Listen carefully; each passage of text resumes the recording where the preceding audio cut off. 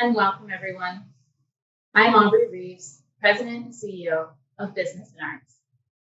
Before we begin, I'd first like to take a moment to acknowledge that I'm a settler speaking to you from Toronto.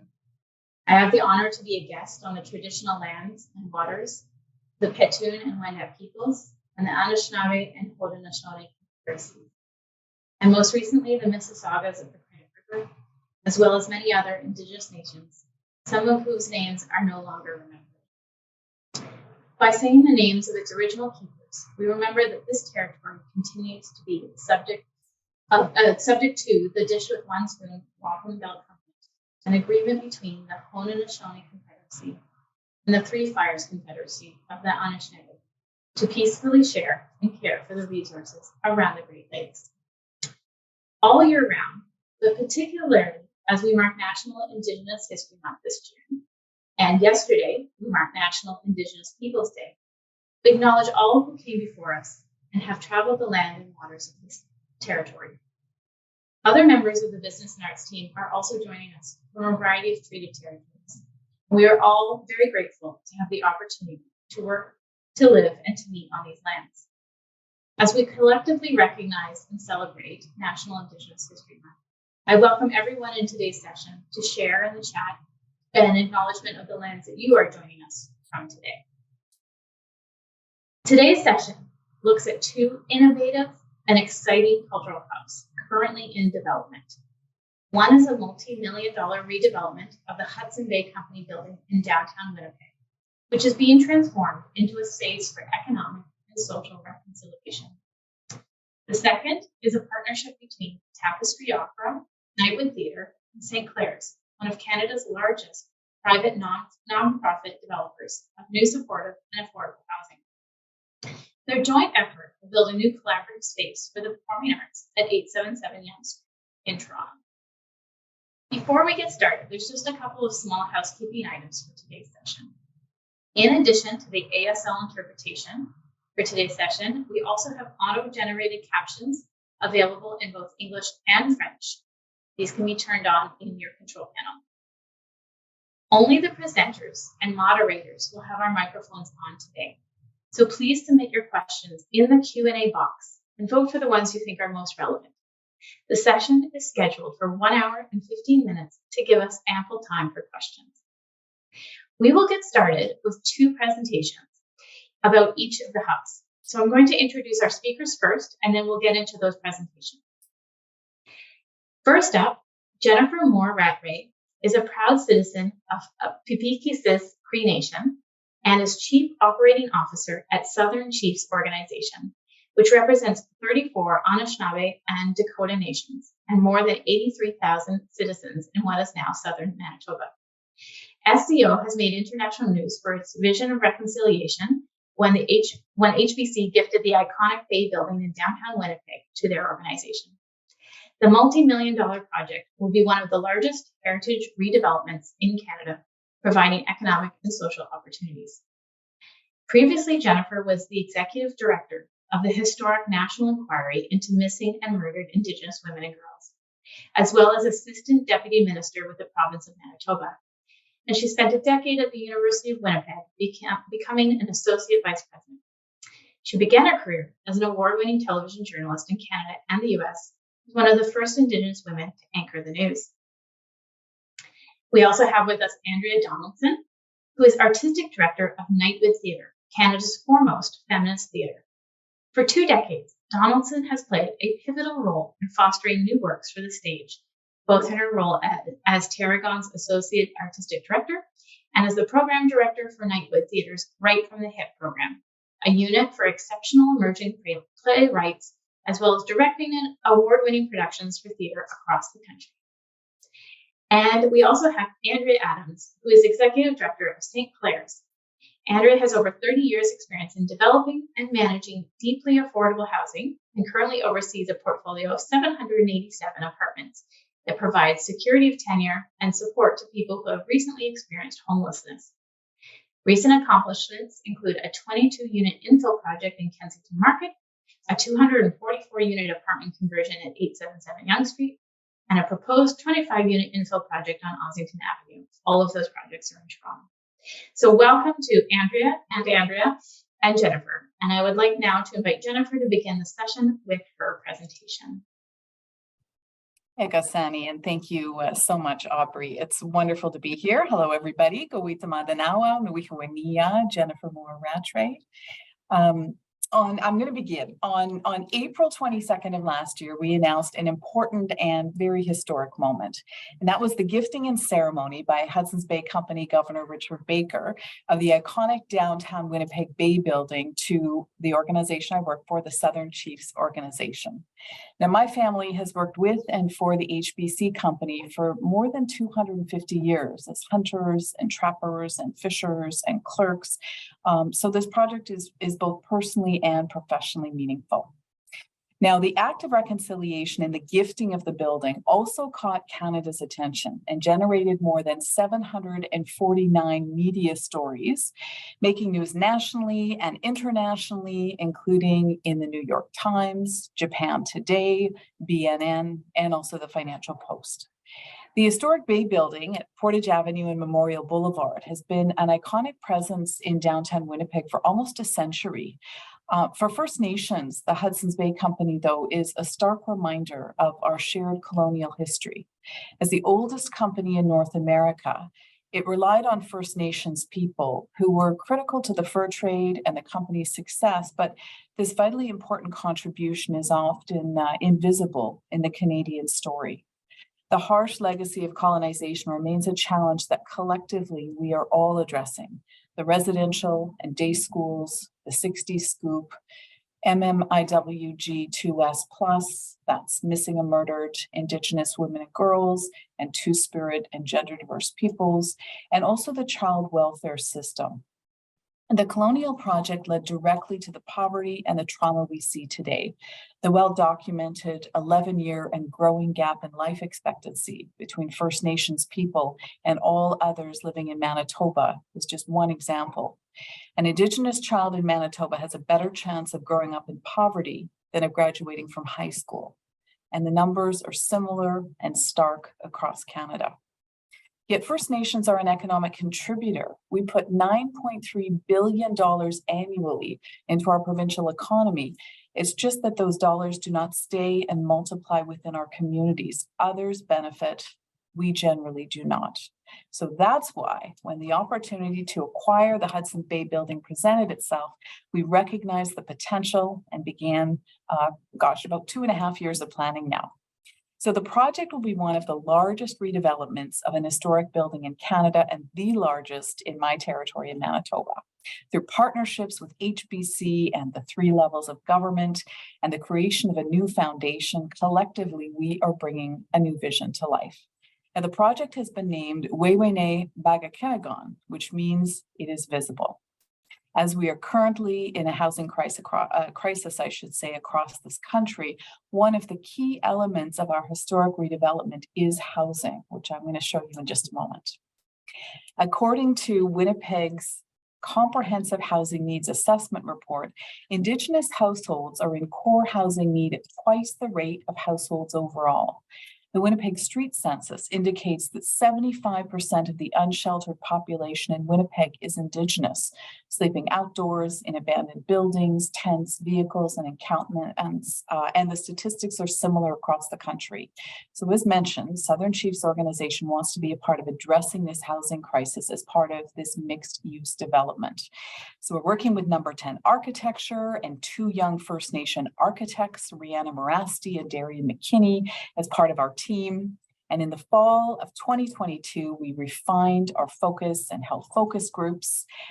We're in the process of completing a competitive RFP process that will be followed that followed an RFQ process. That's how we started to ensure best value. And we will be announcing the successful construction management firm in the next few days. So great timing to do this presentation. Pre-construction and interior demolition will begin shortly, followed by renovations to repurpose and revitalize the building. So let's go to the second slide. For those of you who are not familiar with Winnipeg, The exterior of this building is going to retain its heritage features. However, the interior is going to look and feel fundamentally different. We're taking what you can see, a very colonial structure, and transforming it into a space where First Nations are going to see ourselves reflected in those design choices. If you can move to the next slide, I'm going to show you a perspective of the building that shows you each of the floors, which is built around an atrium. And so we are going to have assisted living on the top floor, and that's above 3 floors of affordable housing, and deeply affordable housing is what we're going for. On the second floor, we have office space, a restaurant, childcare center, and a health and wellness center with traditional and Western medicines, and also a rebooted paddle wheel restaurant, which is iconic in Winnipeg, in Manitoba. And on the main floor, a museum, gallery and archives, a First Nations cafe, and also really important commemorative and ceremonial space. If you can move to the next slide, please. So we're transforming the main floor of the building into public space that's going to acknowledge our lands and the waters in an atrium that's lit by skylights. And in this image, you can see the residential school totem pole that was created by master carver Charles Joseph. Some of you may have seen it when it was outside the Musée des Beaux-Arts in Montreal for 5 years before it moved to Winnipeg last year. It was gifted to us this past September 30th on National Day for Truth and Reconciliation. So it's at Assiniboine Park now, and it will move to the interior of our HBC building shortly. So if we can move to the next slide, another look up at the beautiful atrium skylight, and that references the structure of a canoe, the bones of a canoe. Next slide, please. As mentioned, there will be restaurants, including one serving our traditional foods. There will also be retail kiosks where our artists and crafters can sell their beautiful objects. And the view that you were looking at, there will be that ceremonial and commemorative space on the south end of the main floor that's still being developed. So that's the one piece I can't show you today, but we're taking it through an extensive process with our survivors and elders. So we have to show it to them first. If we can go to the next slide, please. This is a view of the main residential lobby with lots of room to gather. And next slide, please. We have built in a lot of community space for gathering on each floor for the more than 500 people who are going to live in the building. Next slide, please. Here's one of our cultural rooms that would be located again on each of the residential floors. Next slide, please. And we will have a studio, 1 bedroom, 2 bedroom, and also 3 bedroom apartments. So approximately 300 units in total, maybe a couple more. This is an image of the studio home. And if you can go to the next slide, please, you're going to see the living area of a 2 bedroom home. And then if you can go to the next slide, you'll see an example of the main bedroom in the 3-bed home. And a number of homes on each floor are going to be fully accessible, and all of them are going to be visitable. Next slide, please. On the assisted living floor, there will be 85 units. That's 85 of those 300. And this is an image of the crafting area. And if we can go to the next slide, you're going to see the childcare center, which is one of my favorite parts. Families living in the building will have a childcare center built on the language nest model for more than 100 children. So here our children are going to learn and practice our culture and grow to be strong, resilient people. So next slide, please. I'm going to end our tour here with the rooftop gardens. There's also a place to barbecue and a walking track. And we're really pleased that our energy modeling demonstrates a 35% reduction in energy savings and a more than 50% reduction in greenhouse gas emissions. So we can close up the PowerPoint now. The historic building is also going to become the future governance house for the chiefs of the Southern Chiefs Organization. And the project is going to include a world-class museum and a center for reconciliation where First Nations will have an opportunity to tell our own story. We're also going to reclaim and preserve sacred objects from our territory, including those that are currently in Vatican vaults. So this building is also going to make a real economic difference for thousands of our citizens, from families and students and elders who will live in our building to the many businesses that are going to grow from this project. So we're already talking about everything from a property management business and a nonprofit assisted living to healthcare, restaurants, retail stores, of course, the museum. And any proceeds will be reinvested in the people and the programs in the building for the collective benefit of everyone, such as offsetting the cost of rent or food for students and also for seniors. With over 1 million hours of work on the redevelopment stage alone, this project creates hope and opportunity with significant job creation. Our citizens will be a part of the project from start to finish. They'll be working in all areas from security and workplace safety to carpentry, drywall, roofing, flooring, painting, electrical, plumbing, mechanical, and other critically important trades. So the project can really begin to end the economic apartheid that began 155 years ago with the reserve system. It represents SCO's bold vision of what the future can hold. And of course, it's about much more than bricks and mortar. It's about creating a symbol of hope and prosperity and the reality of a better future. We can all agree, I hope, that reconciliation is just a word if it's not met with action. And this project and partnership is action between First Nations and all levels of government, business, and community, and it will become visible over the next 4 years. The Bay Building transformation allows us to reclaim and shape our own narrative in the spirit of genuine economic and social reconciliation. Knowledge keeper and the first female Grand Chief of Southern Chiefs Organization, Margaret Swan, named this project Wehwehneh Bahgahkinahgohn, or It is Visible. The Bay has stood in downtown Winnipeg since 1926. And now, as we work over the next few years to reopen the building on its 100th anniversary in 2026, we are once again visible, reclaiming our place in our territory. Egosani, and thank you. Thank you so much, Jennifer. That is really a stunning vision. I'm so excited by all the possibilities there. We will get to questions after our next presentation. So I would like to now welcome Andrea Donaldson to speak about their help. Thank you, Aubrey. And wow, I feel like I need silence after Jennifer's incredible presentation. But I will take you forward with our presentation as well. So I am Andrea Donaldson. I'm the artistic director of Nightwood Theatre.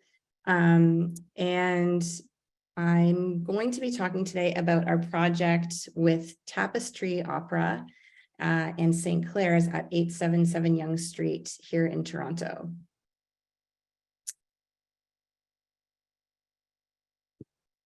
Let's see. Okay, so I'll give you some information about Tapestry Opera first. Tapestry Opera was founded in 1979 and is the only Canadian company solely dedicated to the creation and performance of original Canadian opera. With a mandate to create powerful opera that reflects and changes the world around us, Tapestry brings together art forms, creators, and communities to create boundary-pushing work. Nightwood Theatre. Founded in 1979, Nightwood continues to be Canada's foremost intersectional feminist theatre, creating and presenting stunning, provocative, award-winning productions that tap into the vital issues of our time through a feminist lens. We focus on supporting women and gender marginalized folks to develop their craft as arts workers and theatre makers, with an emphasis on redefining how we work in collaborative, compassionate environments.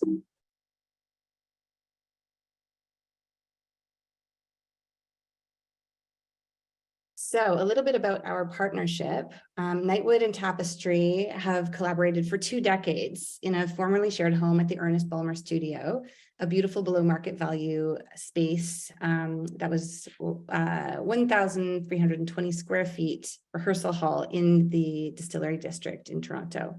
Both companies prioritize building and maintaining a staff and board that reflects the populations we serve, with more than 50% of our staff identifying as IBPOC and L2S LGBTQ+.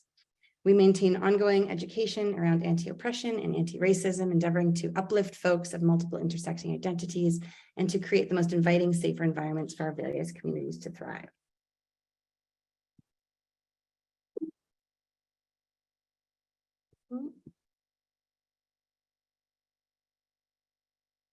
In 2021, we were shocked at the loss that Artscape, our leaseholder in Toronto supporting artists, was not able to renew their lease with the Distillery District Management. After more than 20 years, we, alongside more than 50 arts companies and studio artists, would have to leave our offices and studios to find new ones. This all happened while the pandemic had already devastated the performing arts and forced additional work on companies. We all watched while space after space closed down, and following an initial dip, rents began to skyrocket. So enter St. Clair's and Andrea Adams in particular, by way of Aubrey Reeves. Completely by chance, in the fall of 2021, we were approached by St. Clair's, one of Canada's largest private nonprofit developers of new supportive and affordable housing. We were instantly drawn to the dedication of the team at St. Clair's. Since their founding in 1998, St. Clair's has actively addressed homelessness in Toronto, provided over 750 units of affordable permanent housing, created 244 new units since 2021, and are planning for 25 more units to be completed in 2023. The model of an affordable housing organization partnering with arts organizations is unusual, but we all believe that the arts is a vital element of a thriving community, and that embedding the creation of art in place creates a gathering point to build that community around. So, introducing our new art space at 877. By partnering with St. Clair's, we were able to find an amazing new home for our companies, 877 Yonge Street. This space is located on the lower level of one of St. Clair's residential buildings and has the perfect size. So at 6,500 square feet, we are able to create artistic and office spaces on site. The features, the site's already developed performance hall allows for a smoother remodel, and a location based on vibrant Yonge Street between Bloor and Davenport will be easy for all to reach. What 877 gives us as arts organizations: 2 new performance and rehearsal spaces suitable for our work, office and meeting space to support our operations, and financial and spatial stability in a permanent home, especially as a city-owned building. What we will give back: artistic performances and programming from 2 award-winning companies, affordable spaces that independent performing arts organizations and artists can access, and a lively art scene in central Toronto. So we were grateful in our partnership with St. Clair's to be introduced to Hilditch Architecture, and we've been working with them for several months in a very iterative process.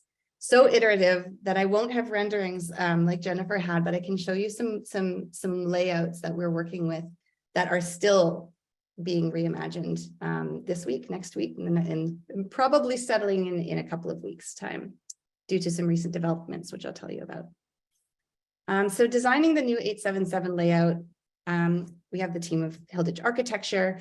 We're proud to partner with their organization to ensure designs that put emphasis on process, foster community, do not compromise the natural environment, and draw on the company's wealth of design expertise from healthcare to housing to recreational spaces. So as you'll see in the drawing, we have a large performance hall. We have restrooms to the right of that, which we are needing to expand in order to enhance the capacity in the space. A small meeting room, and then across the hallway, another rehearsal studio with a ramp, a green room for people who are rehearsing or using the performance space, or from the offices to gather and have lunches, take breaks, drink coffee. And then offices, which is an open office plan with 2 small offices for privacy.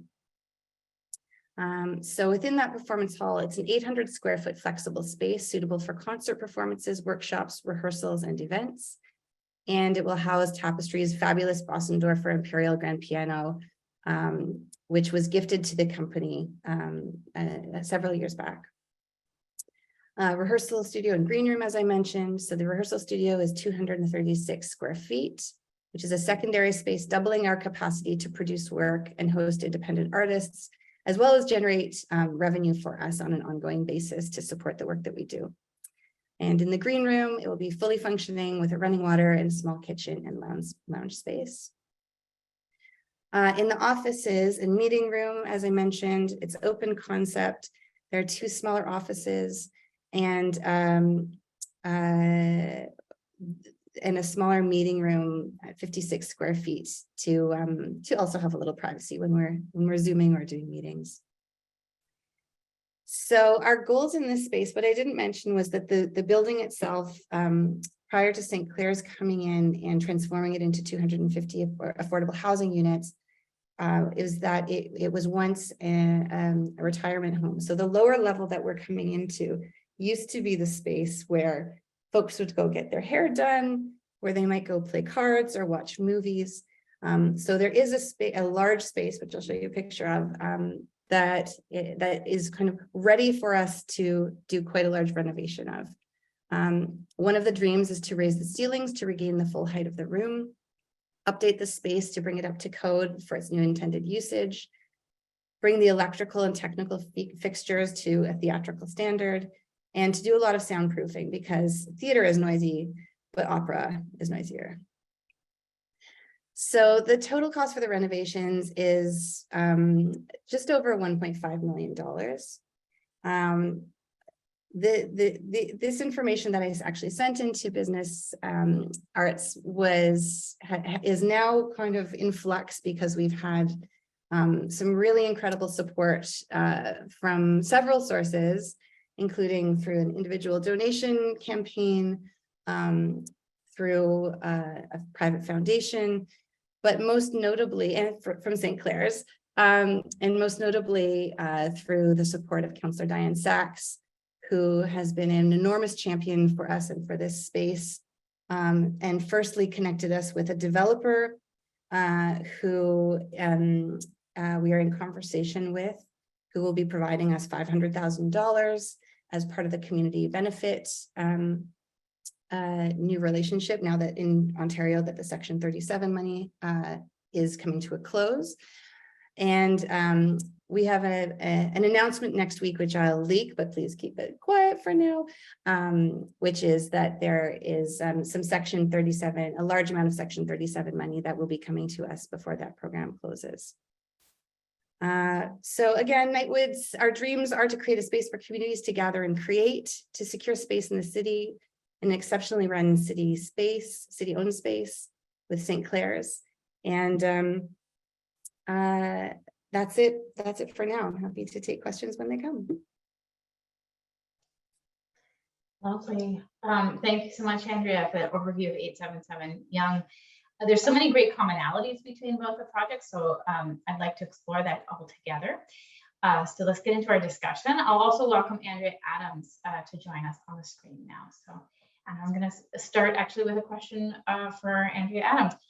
An unusual element of both of these projects is the combination of affordable housing alongside cultural infrastructure. Your organization, St. Clair's, is one of Canada's largest private nonprofit developers of new supportive and affordable housing. Can you first tell us a little bit more about your organization and what St. Clair's does? And then if you could detail what you see as the advantages of this partnership for a housing organization. Okay, well, Aubrey, thanks. You and Andrea Donaldson have also already done a fairly good job of describing what St. Clair's does. Suffice it to say, we're very mandate driven. We're very passionate about addressing homelessness. We are working towards a vision in which homelessness is not a problem in our city anymore. And if we solve that, we'll move on to the rest of the province. So, maybe instead of talking about what St. Clair's does specifically, I'll talk about what it means to us to have this partnership and what the benefits of it to us are. And I sort of divide that into short-term and long-term benefits, which we've thought a lot about. One of them, in the short term, obvious benefit, arts and artistic programming are a good of themselves. And that's kind of a full stop right there. But also what it does is provide an immediate benefit to our tenants. If you can imagine, if you live in a building that is 244 units, where it's publicly known that everybody who lives there has experienced homelessness, and people generally, I'm sure most people in this audience know that there is a lot of overlap between homelessness and mental health and addiction. So you're kind of identified when you walk up to the door. You're already feeling a little bit exposed. And so if you can put a bit of a spin on the building, which this is a place to be proud to come home to, because it is the home of a fantastic theater company and an opera. I mean, it sounds more condo when we describe it like that, right? And that's something that we try to find various ways to introduce elements like that in all of our buildings, so that there is more to the story than that this is just deeply affordable housing, so that people can feel proud and have dignity. The longer games, though, is to change the narrative of affordable housing so that people would never occur to them to feel identified or lesser than by coming home. And I think it's probably not a surprise to people that most people don't welcome deeply affordable housing into their neighborhood. There's a narrative out there that it's going to decrease property values, make the area more safe. There's enough studies out there that show that just isn't the case. But if we can demonstrate obviously that what affordable housing does is enhance a neighborhood, and we've done that in various of our buildings by adding features to the outside that make just a more beautiful streetscape. And if this is a way that we can do the same, then that is a win for affordable housing. And that's going to make it easier for us to develop more of it. And the other part of the long game is just to develop more allies. Partners are allies. And if we take an interest in one another's successes, as we must when we become partners, then that can only benefit both of us, and that includes St. Clair's. SCO could have strictly focused on housing or an office development for the HBC building. Expanding on Andrea's comments, Jennifer, why was it so important for this to be really a holistic space that combined housing and long-term care and childcare and restaurants and a museum and gallery? Yeah. And there was so many things in it. Andrea, first of all, I'm hugging you in my head. I love what you're doing and I love what you're saying. And I think I'm going to want to follow up with you because we're new at this and you've been doing this for years. So just so wonderful to hear about your approach. And also, Andrea, to hear about the project. So thank you so much. Also, apologies to the interpreters because when I get excited, I know I speak very quickly. So I'm trying to slow it down, but it's really, really hard.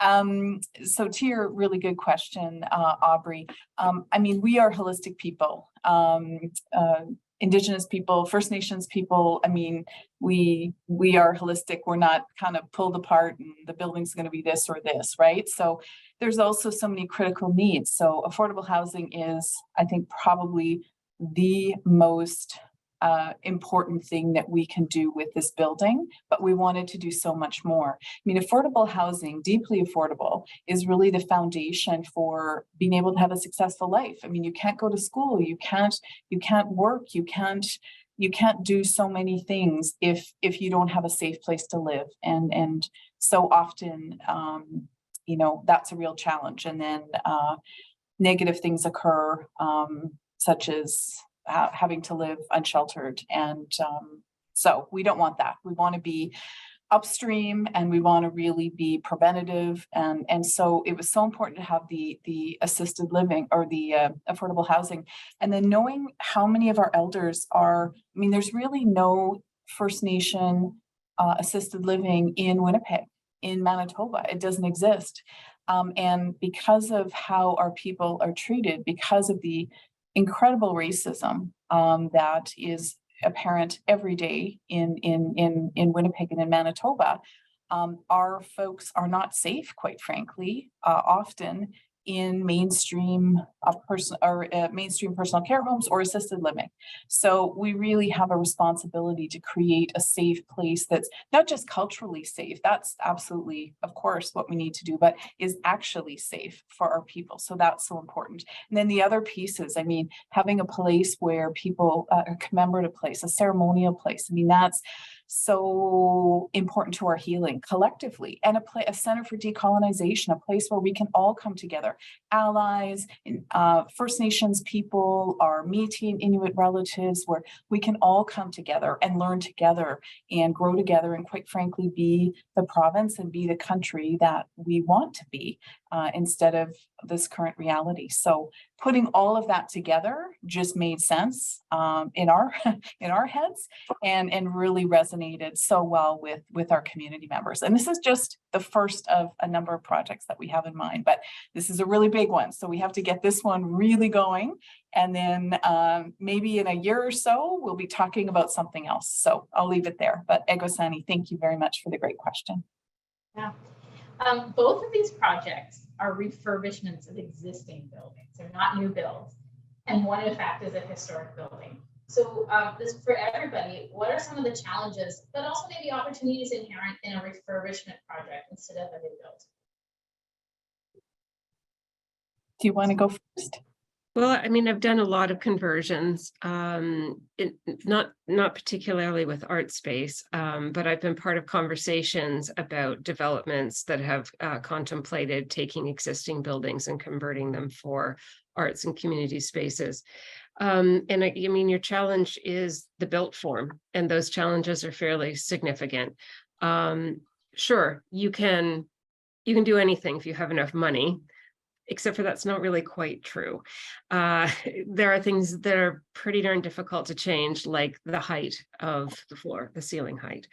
And as Andrea and her gang are experiencing, even if you can, by removing the drop ceilings, it can be extraordinarily expensive to move all of the services. Other examples, the pillars, the corridors, the accessibility that's possible, HVAC systems, elevators. Did I say elevators? There's just so many things that are very difficult to change, and you can change some of them, but if resources are scarce, and I think in both of our sectors they are, that's a hard thing to do.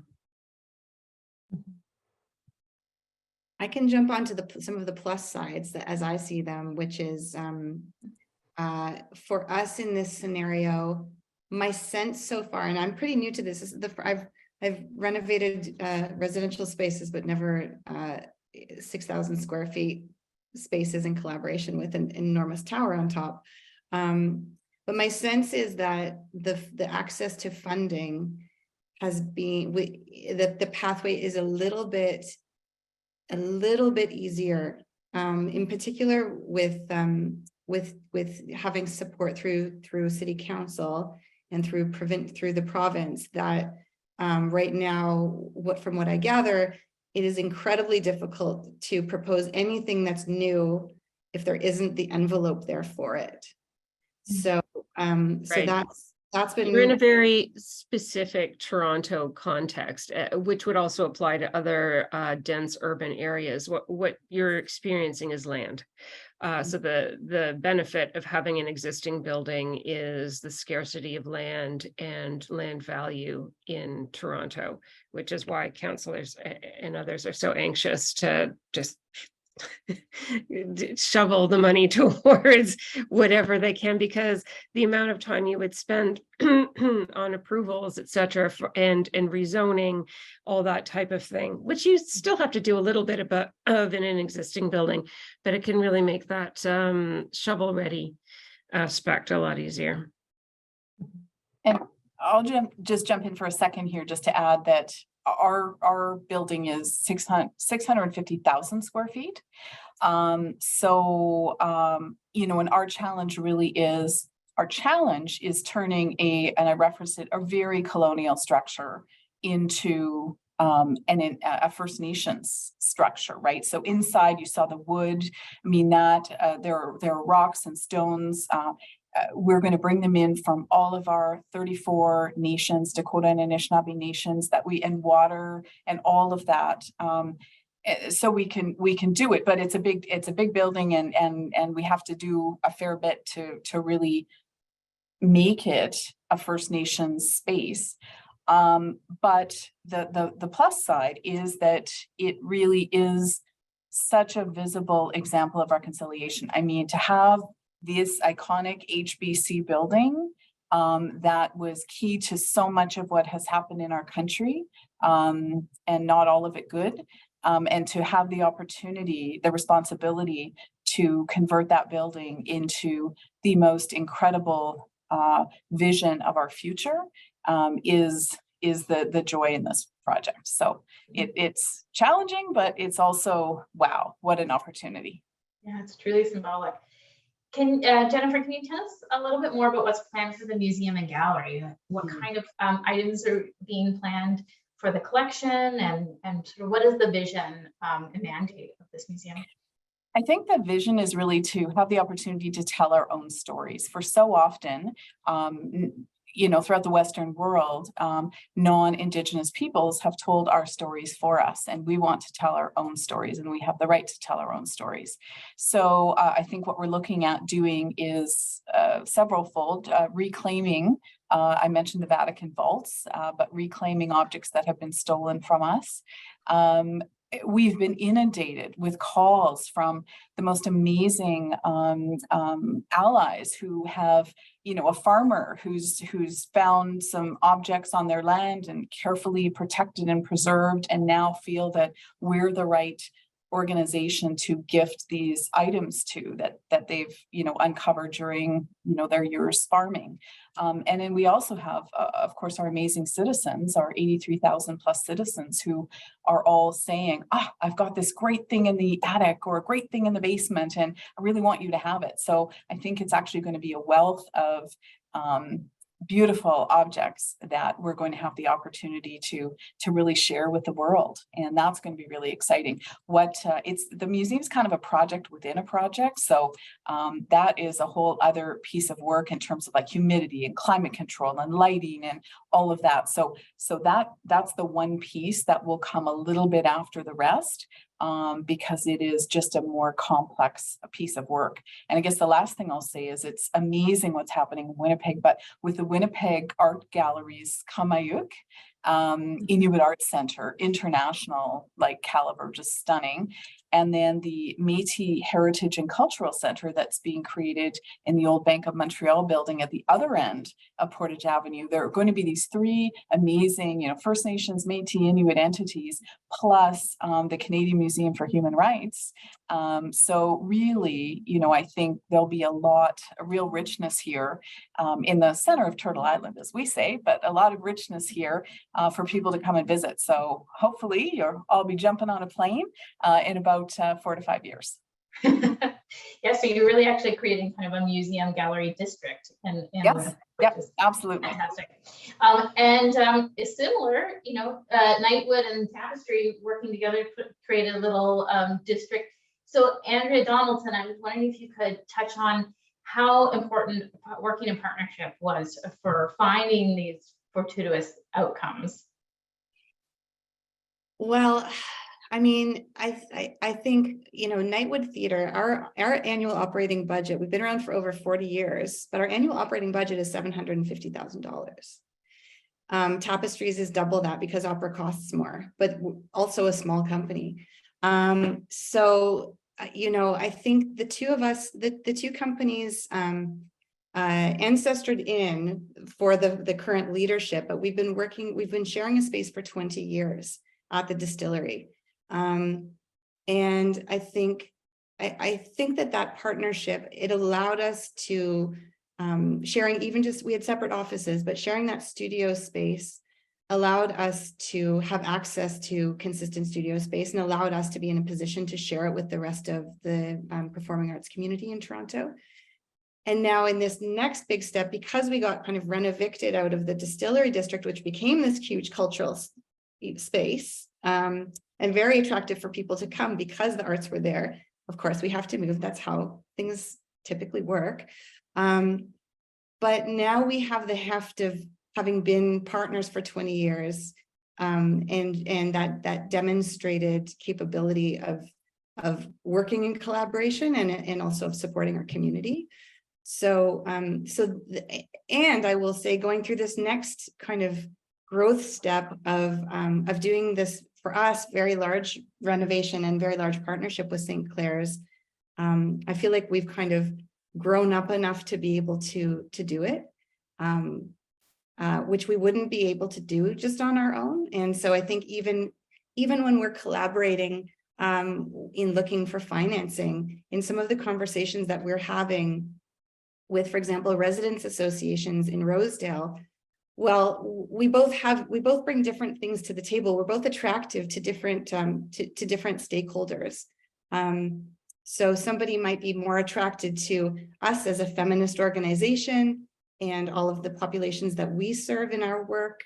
And there are also funders who are more interested in funding opera. So I think we both are able to put our best foot forward. But I think at the end of the day, what's made all of this collaboration and now extending that circle to be working with St. Clare's is ultimately a shared values at the core. And I would say for anybody on the webinar who's contemplating coming into a collaboration, I think that's been really key from the beginning. And my sense from Andrea Adams has been that that's been something that has been attractive to her as well, not only for the type of community work that we can do vertically and horizontally in our neighborhood, our new neighborhood, but that as organizations that we have a social justice foundation, and it feels really, really good to be dealing with some good guys.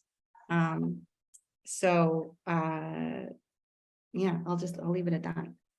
Okay, so I'm going to ask the big question that probably everyone wants to know: how are you resourcing these projects? So let's start with Jennifer first, and then go to the Andreas, because you also have some big news to share. So absolutely. Happy to kind of run through it. Basically, anybody that has money, we've been knocking on your door. So, we started off understanding that it would take a significant piece to move the affordable housing. We worked with CMHC, so we're really fortunate for that. And so we've been provided with funding through CMHC. We're also working with Infrastructure Canada as well. Provincially, we have heritage funding, which is great, and also funding that again helps to offset the cost of each of the units. So that's really important. With the City of Winnipeg, TIF, tax increment financing, has been really critical. So we've got that piece, which is great. And then also funding to offset $350,000 to offset permit costs, which is so important. Because that can nickel and dime you to death. So that's really great. And then we also have, somebody's asked a really good question in the chat about operating costs. And the business model that we have developed is one where, because, we are committed to remaining deeply affordable for the duration of the for forever, as long as the units exist, which hopefully will be a really long time, another 100 years at least, is that the different businesses within the building will enable us to continue to offset those costs. So we really have built it that way so that any funding that we make, any income we make really gets poured back into the building. So that's our funding model. We are a $187 million a year organization annual budget. So we're also going to be paying our own mortgage. So right now we have 5 offices as an example, and we're paying other folks' mortgages. We want to pay our own. So having, that will also help to offset. But a really good question. The last quick piece is fundraising. So absolutely at the end, because our goal is to have almost no mortgage. Our goal will be to really hoover up every last penny. So we've had really wonderful, we've had folks who really are living in very low income, drop off, $10 or $20 because they want to be a part of this change, which is really, really beautiful thing. So I think with everybody contributing what they can, and we're just about to receive charitable tax status. So we're trying not to receive any money until then because we want to be able to give everybody their tax receipts. But honestly, people offering to have a bake sale, so beautiful. You really, I think, Andrea, you mentioned it as well. Just getting to work with such beautiful people is such an honor. And when you're doing the right work at the right time, and as we say, when you're doing creators' work, things come together. So for the Andreas, last week, there was a big step forward in your fundraising goals for this project. Can you tell us about what you'd secured in funding up until then, and then what happened last week?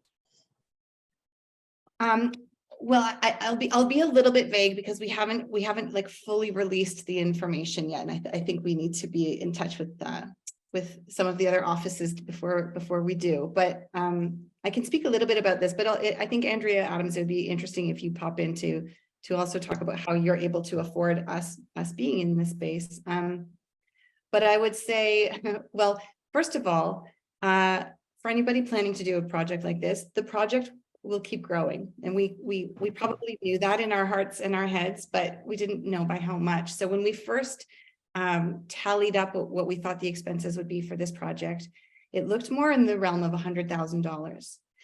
And without our project changing too much, with a more precise costing, it looked a bit more like $500,000. And then when we went to the actual experts to cost it, it was more than $1 million, significantly more. So I think that's just one lesson in all of this. But when we first believed that it would be around $100,000, we were confident because of what Tapestry and what Nightwood used to pay in the distillery for both our offices and for our shared studio, that would cover the rent that we would be paying for St. Clare's. And St. Clare's came in with their first invitation to move into the lower space at 877 Yonge of an amount that would cover what we thought the renovation would cost. So it was that was our first plan. So we felt really confident about that, knowing that we might want to do some individual some fundraising with individual donors and whatnot. And once the price went up to $500,000 or so, we thought, well, I spend 80% of my artistic life writing grants, as do the other companies. So we were pretty confident that, by way of reaching out to foundations, there are very few who do capital projects, but doing some foundation work, reaching out to Trillium through the province, Heritage through the feds, that we would be able to reach our goal. And as the project kept costing more, simultaneously, what we were doing, because we were new to this, but because we thought there might be kind of a diamond in the rough helper out there, we just kept reaching out to people. So we reached out to tons of politicians, tons of people in our circles. And some of those, for a lot of those conversations, there were lots of thoughts and prayers. And some of them were, oh, let me introduce you to this person, et cetera, et cetera.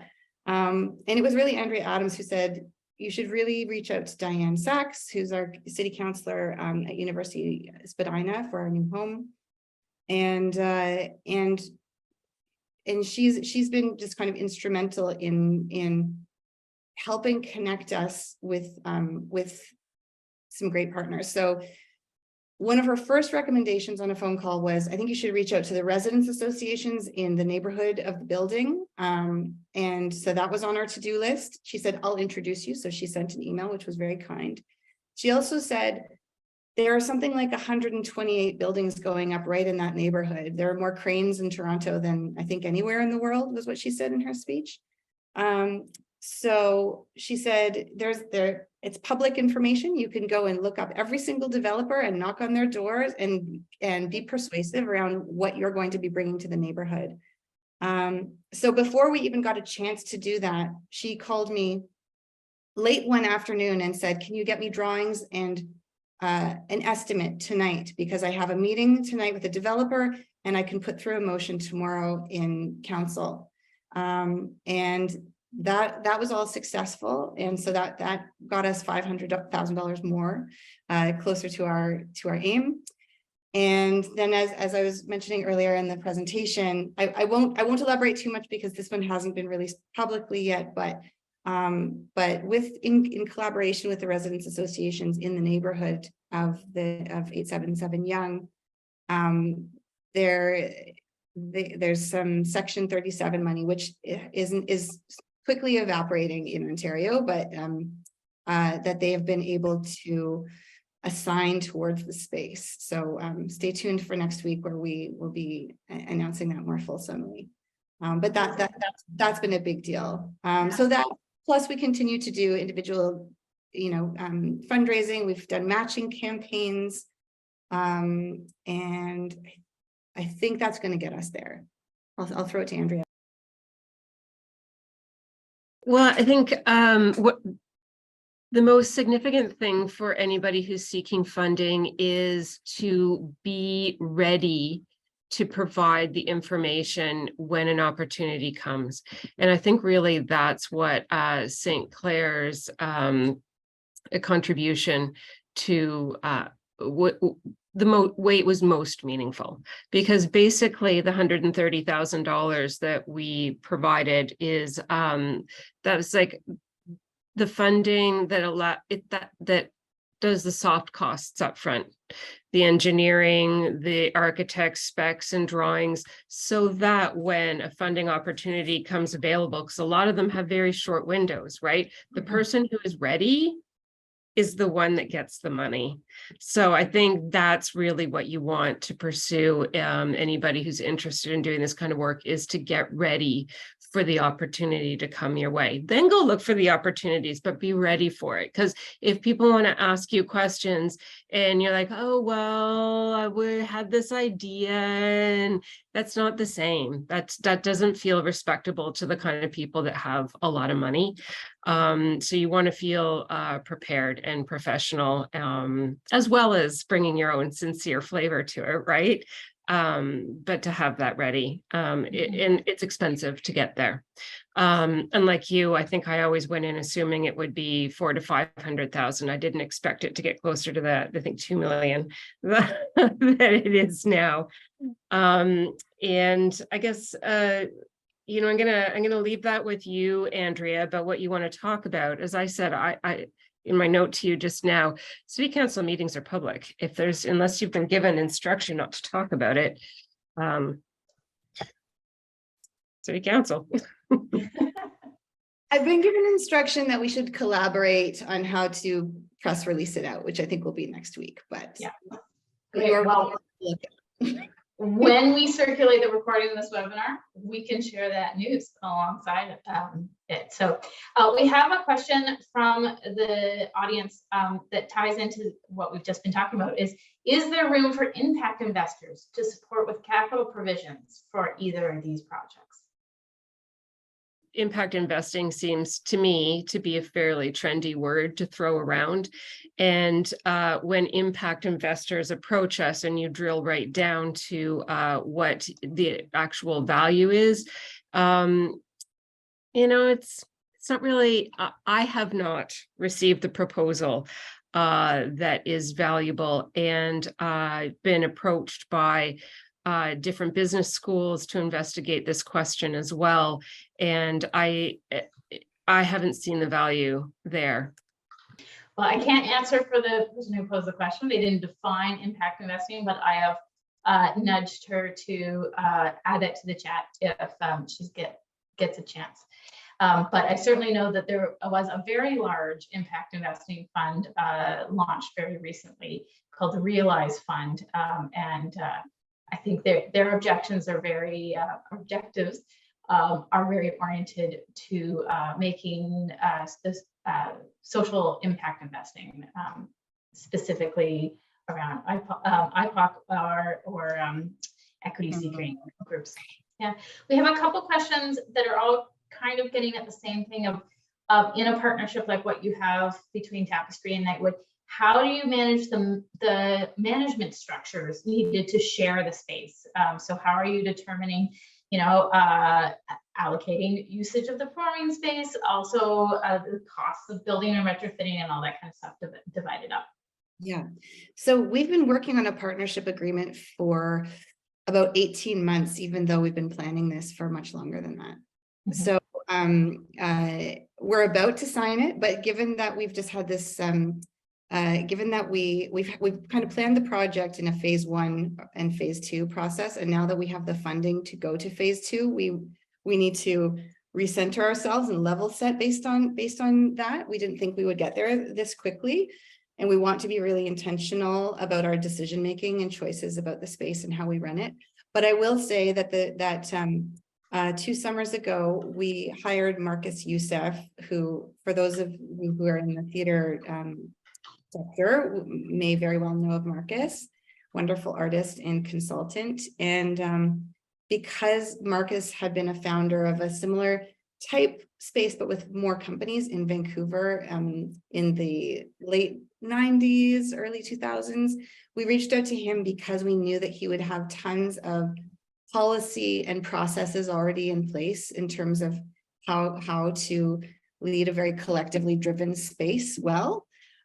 So I think like having a seminar like this, a lot of it is about sharing knowledge. Why should we start from scratch when there's so much good knowledge that's been, lots of good, smart people scratching their foreheads?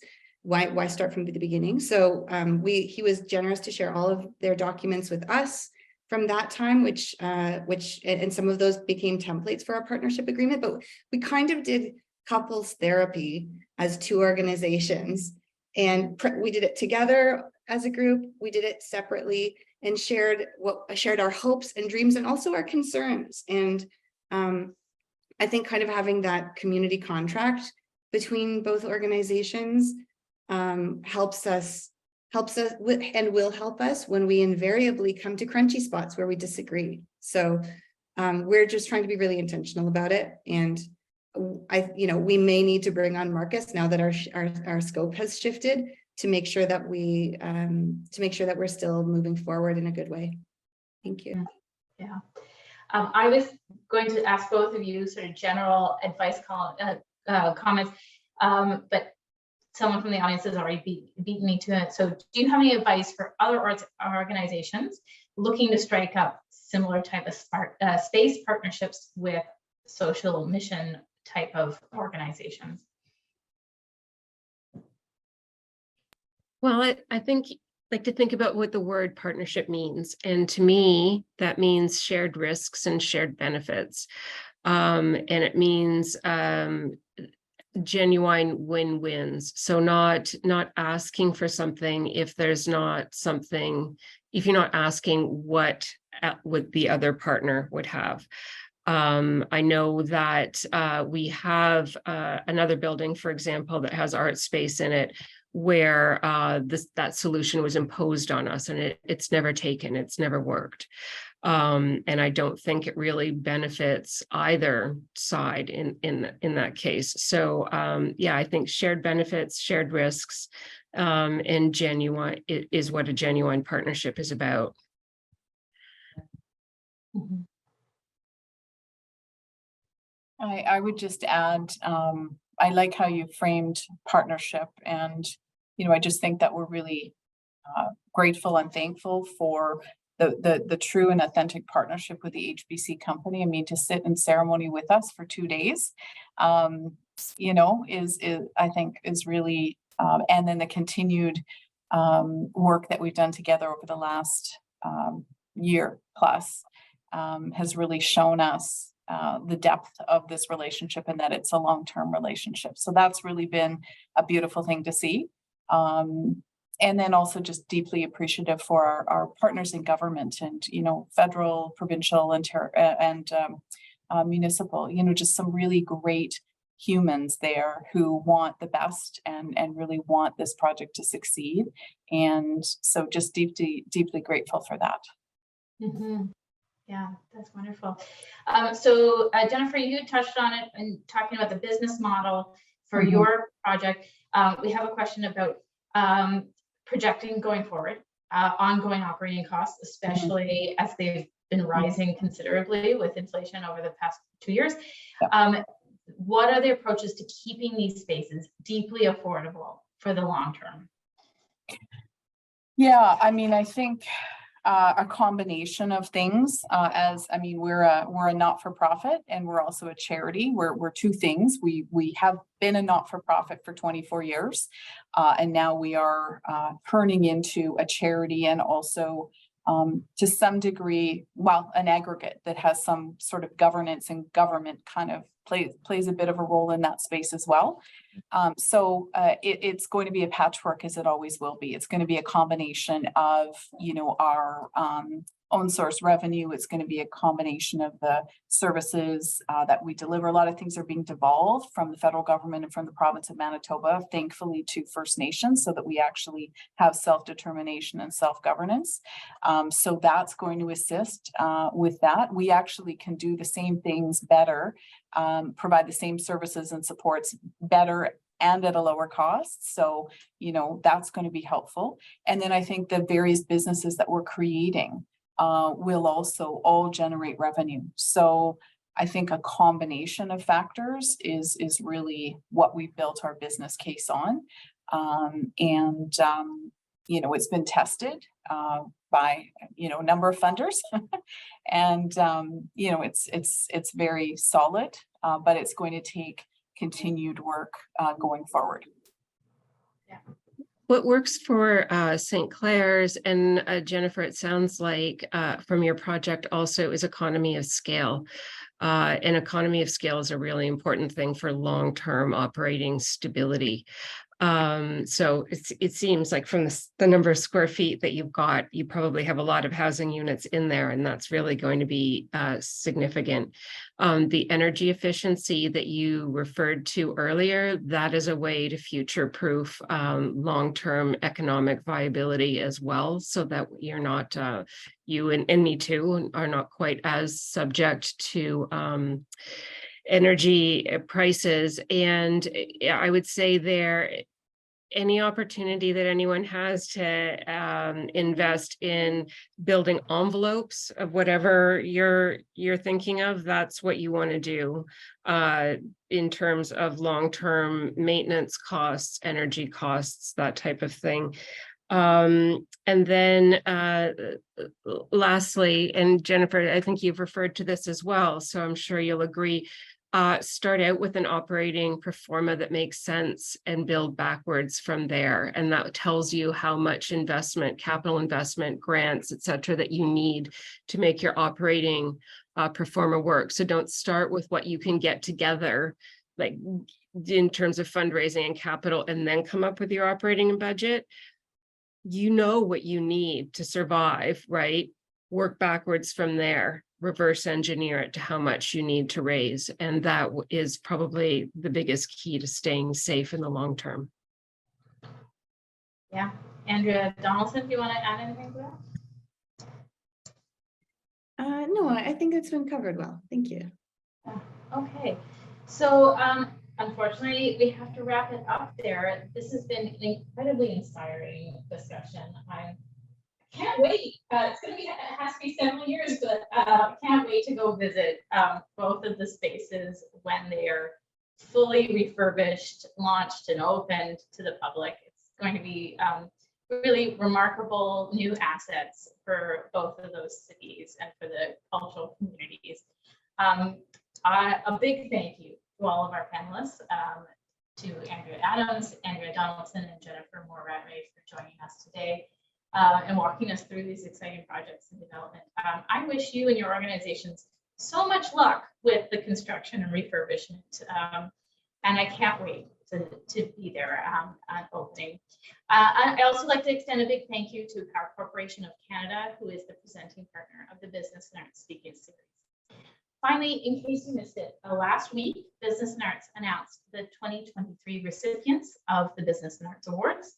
Presented annually, these awards celebrate the power of partnership by spotlighting exceptional leaderships, philanthropists, companies, and innovative community partnerships dedicated to strengthening the arts in Canada. This year's honorees have each demonstrated an exemplary commitment to the Canadian arts sector, and we are thrilled to celebrate their achievements. You can learn about all 5 of the recipients this year by visiting businessandarts.org/awards. Many thank yous to everybody in the audience and our panelists, and we look forward to seeing you at our next session. Take care, everyone.